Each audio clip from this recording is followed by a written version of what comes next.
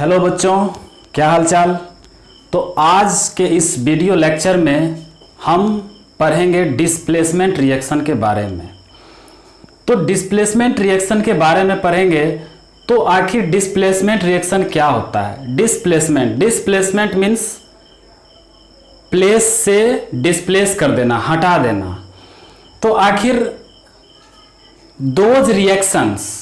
those reactions in which one element takes the place of another element in a compound are known as displacement reaction। तो ये third reactions है displacement reactions. तो बच्चों displacement reactions को कैसे define करेंगे। Those reactions in which one element take the place of another element in a compound are known as displacement reactions. तो इसको लिखेंगे दोज रिएक्शंस इन विच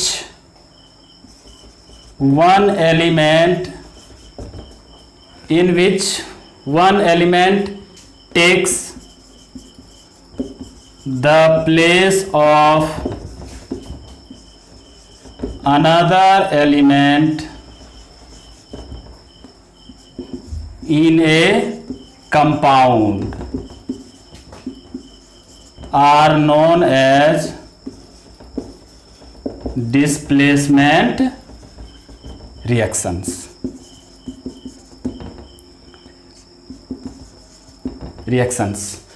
तो बच्चों इसको समझते हैं एक छोटा सा स्केलेटन से कि ए डिस्प्लेसेस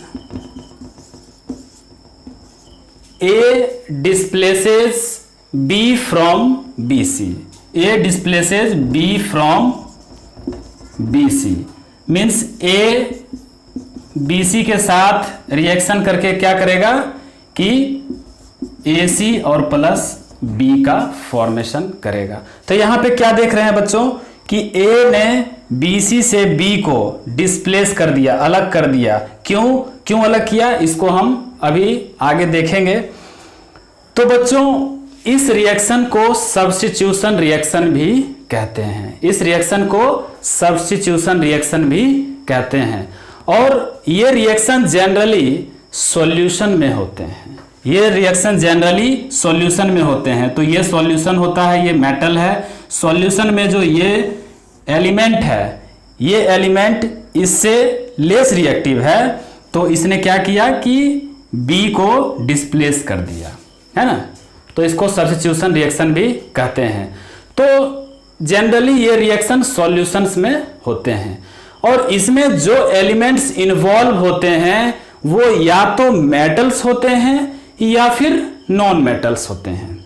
तो इसका मतलब है कि ए मोर रिएक्टिव और एक्टिव मेटल में डिस्प्लेस ए less reactive metal.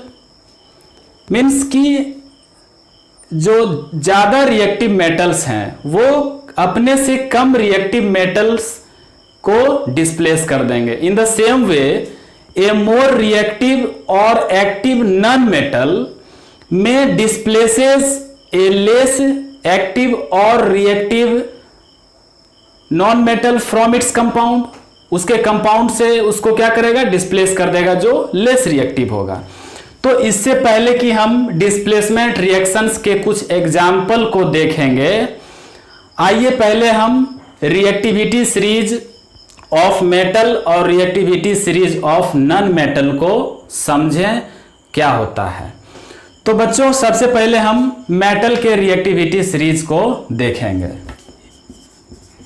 Reactivity series, और हम इसको कह सकते हैं activity series of metals. Metal का रिएक्टिविटी सीरीज, है ना। और या फिर इसको हम रिलेटिव रिएक्टिविटी भी कहते हैं।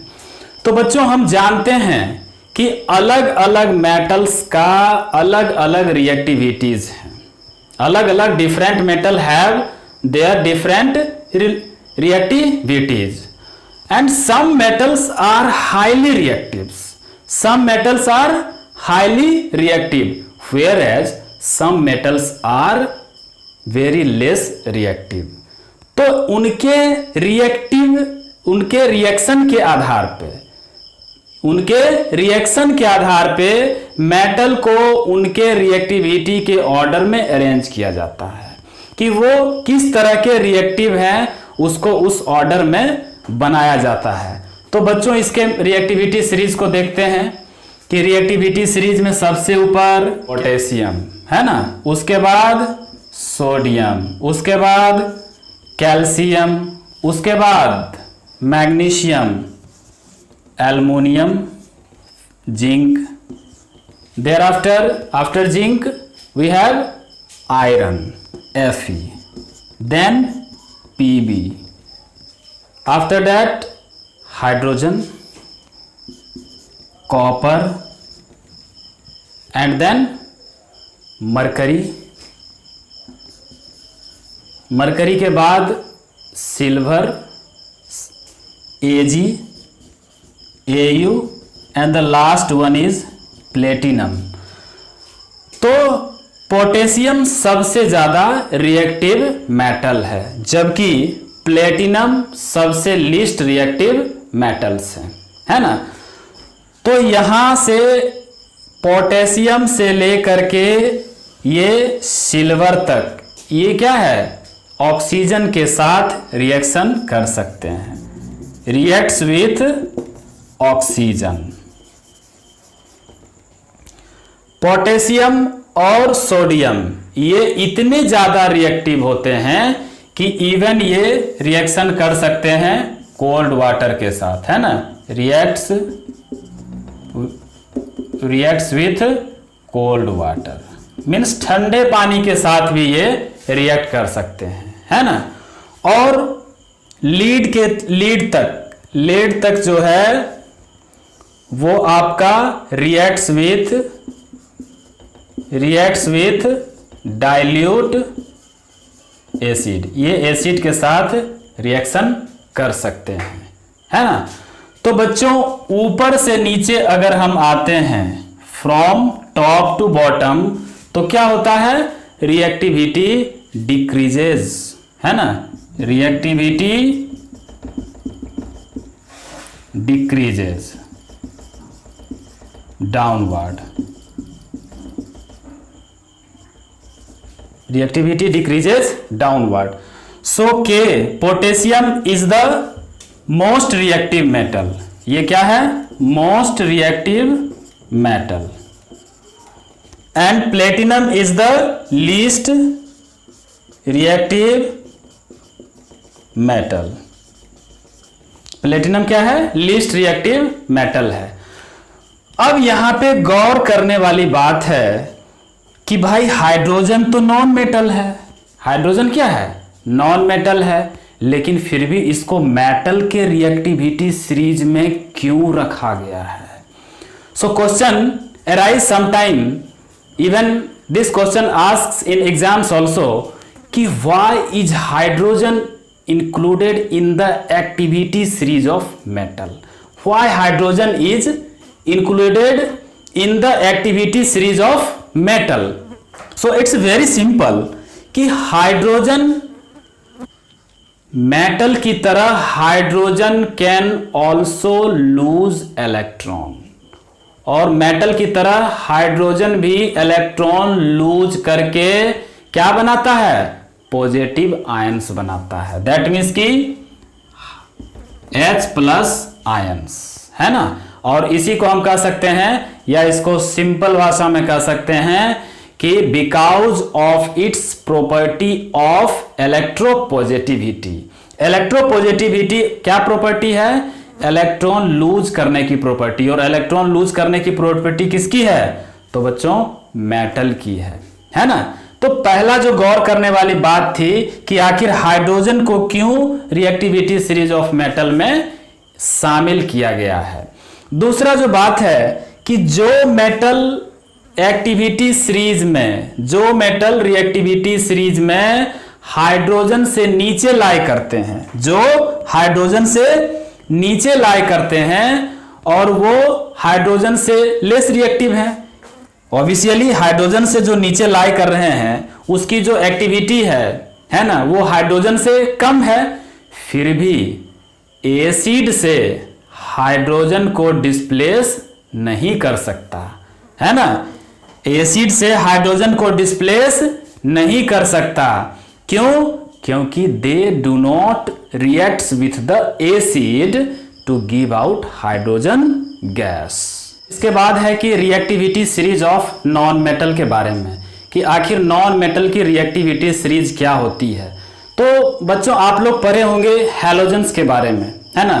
तो हैलोजेंस के रिएक्टिविटी सीरीज में फ्लोरीन सबसे ज्यादा रिएक्टिव नॉन मेटल है और आयोडीन सबसे कम रिएक्टिव नॉन मेटल होता है ना। तो देखते हैं कि क्या रिएक्टिविटी सीरीज है नॉन मेटल का। Reactivity series of non metal. तो reactivity series of non metal में सबसे ज्यादा जो रिएक्टिव है वो क्या है? फ्लोरीन है। Then after chlorine and oxygen, bromine, iodine, sulphur and phosphorus. This is red phosphorus.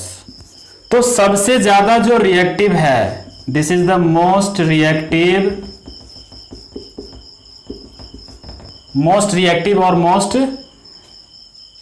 Active non metal है, ठीक है। तो और सबसे कम जो है वो लीस्ट रिएक्टिव नॉन मेटल में फॉस्फोरस आते हैं। लेकिन जब हम हैलोजन की बात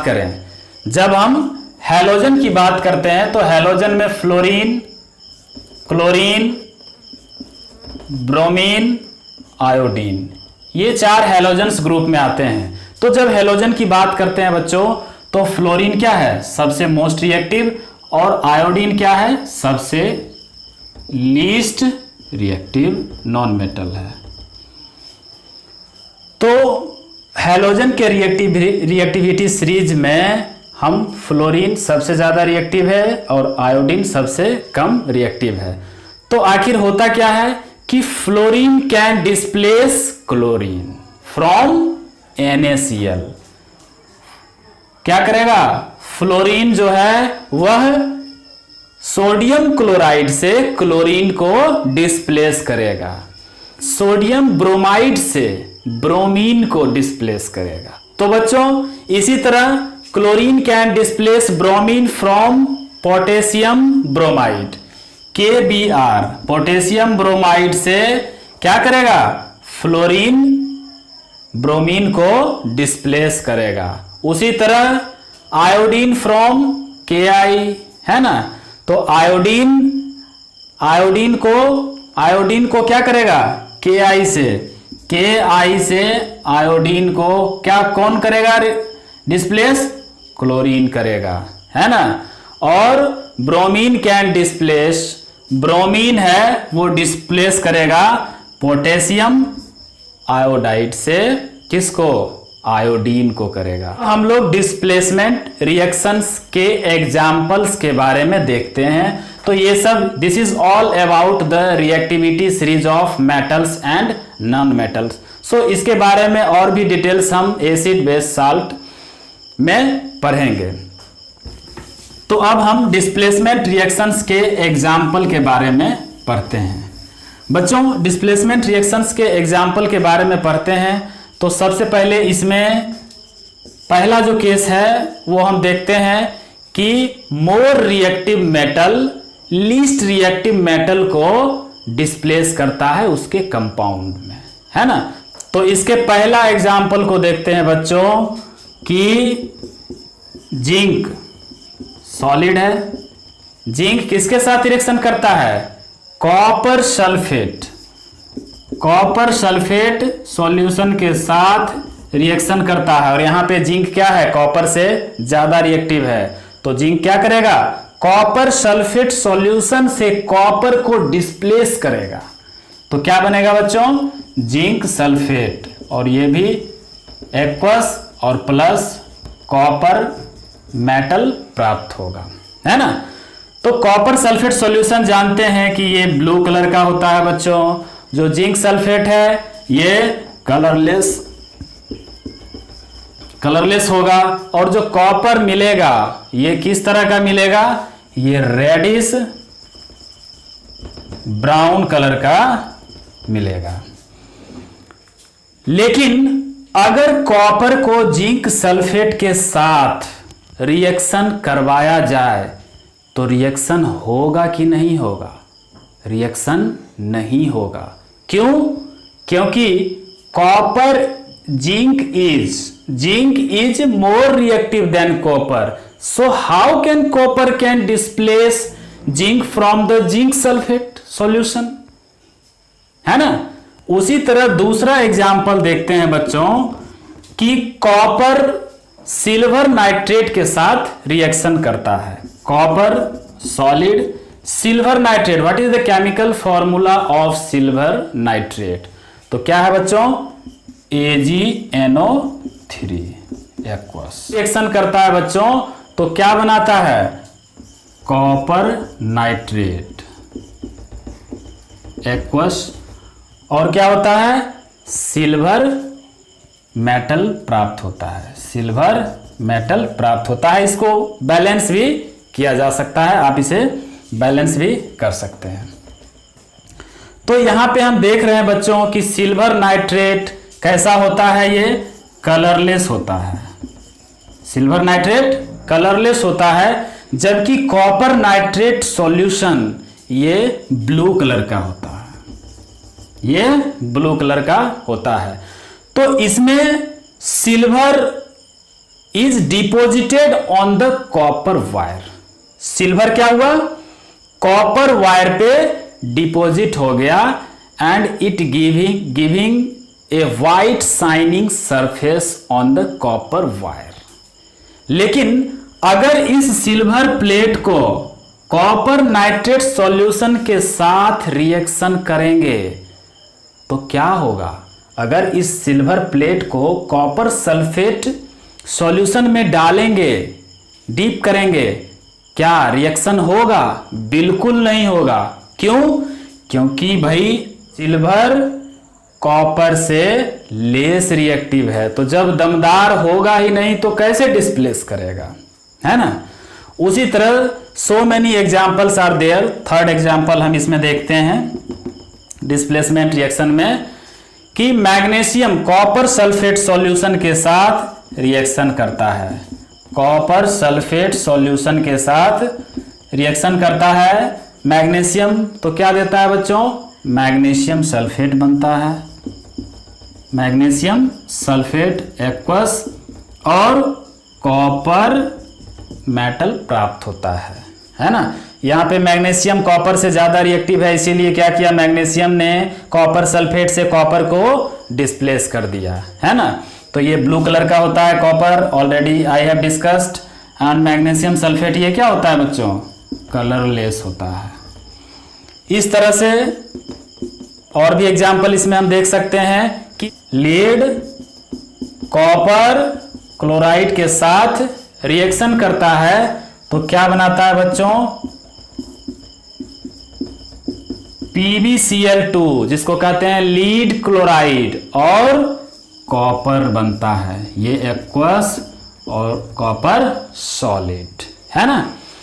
इसी तरह और भी एग्जाम्पल्स इसमें देखा जा सकता है। अगर आपको रिएक्टिविटी सीरीज पूरा याद है तो आपको डिस्प्लेसमेंट रिएक्शन में कहीं कोई भी दिक्कतें नहीं होगी, है ना। तो हम 5th नंबर एग्जाम्पल देखते हैं कि सोडियम वाटर के साथ रिएक्शन करेगा, सोडियम वाटर के साथ रिएक्शन करेगा, क्या बनेगा बच्चों, सोडियम हाइड्रोक्साइड, सोडियम हाइड्रोक्साइड बनेगा और हाइड्रोजन गैस रिलीज होगा, जैसा कि हमने पहले भी डिस्कस किया इस बात को, है ना। एक और सबसे इंपॉर्टेंट एग्जाम्पल देखते हैं कि Fe2O3 फेरिक ऑक्साइड, ये क्या है, सॉलिड है। ये रिएक्शन करता है किसके साथ, एल्युमिनियम के साथ।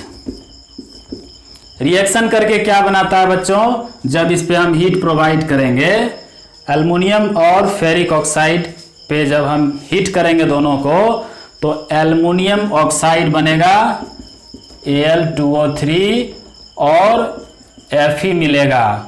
बच्चों यहाँ ध्यान देंगे कि Fe जो मिलेगा वो मोल्टन स्टेट में मिलेगा, मोल्टन स्टेट में, है ना। ये क्या चीज में मिलेगा, मोल्टन स्टेट में मिलेगा। तो बच्चों इस रिएक्शन का बहुत व्यापक यूज है। यहां फेरिक ऑक्साइड Fe2O3, ये क्या है, फेरिक ऑक्साइड। फेरिक ऑक्साइड या इसको हम कह सकते हैं आयरन ऑक्साइड भी। तो ये फेरिक ऑक्साइड एल्युमिनियम के साथ हीट हुआ तो एल्युमिनियम ऑक्साइड बना और मोल्टन स्टेट में आयरन प्राप्त हुआ। तो बच्चों इस रिएक्शन का use, this reaction is used to welding broken part of iron machineries, है ना। आयरन, लोहे का जो भी मशीन से अगर टूट जाता है तो उसमें बेल्डिंग में यूज किया जाता है इसे। इसीलिए इसको क्या कहते हैं बच्चों, इसको हम कहते हैं एल्यूमिनोथर्मी, या और भी नाम से इसको जानते हैं। इस रिएक्शन को और क्या कहते हैं, thermite welding, THERMIT, thermite welding, या इसको थर्मिट रिएक्शन भी कहते हैं। तो बच्चों इस तरह से हमने देखा कि रिएक्टिव मेटल कैसे लीस्ट रिएक्टिव मेटल, उसके कंपाउंड से लीस्ट रिएक्टिव मेटल को डिस्प्लेस करता है। तो बच्चों हमने ए नंबर में देखा कि कैसे most reactive metal least reactive metal को डिस्प्लेस करते हैं उसके कंपाउंड से। अब हम देखेंगे बच्चों कि कैसे more reactive non metal least reactive non metal को उसके कंपाउंड से क्या करते हैं, डिस्प्लेस करते हैं, या उसको कैसे भगाते हैं, है ना। तो B number, a most reactive non metal displaces a least reactive non-metal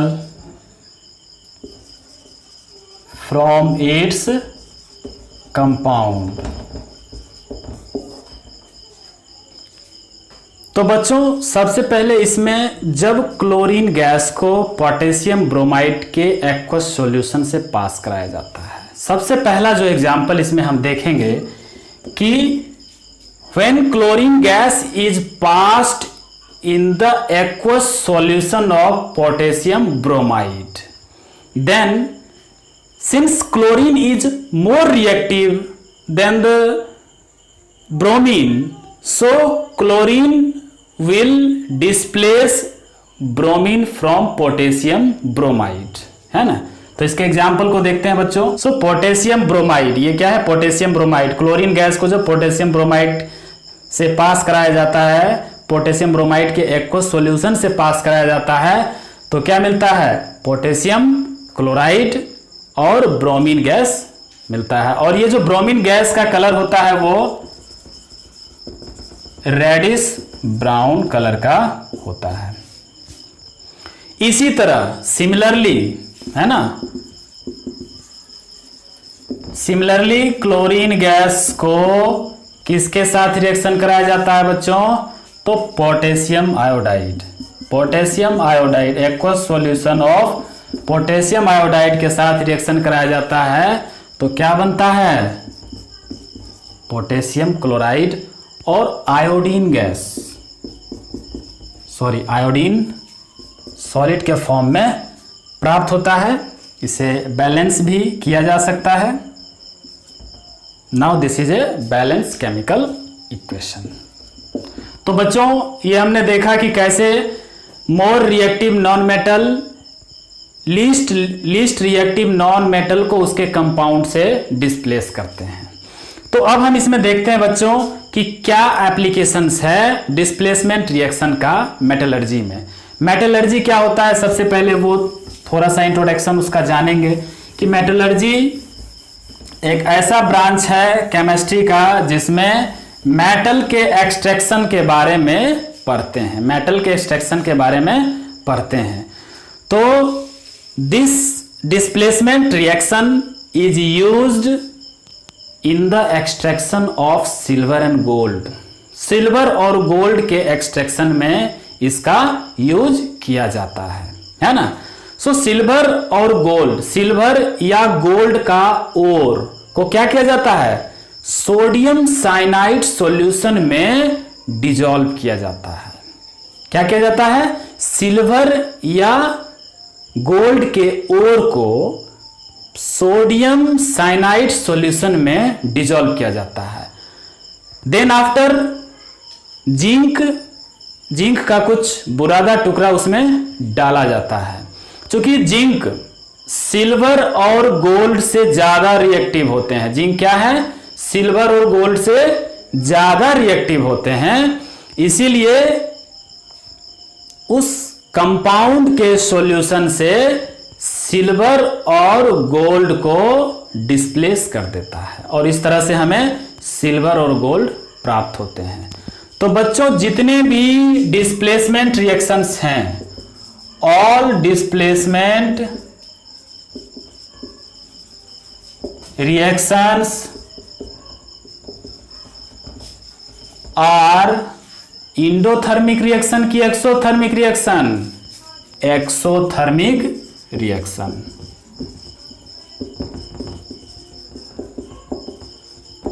कभी कभी क्वेश्चन ये आ जाता है कि how can you say that कि all displacement reactions are called exothermic reaction.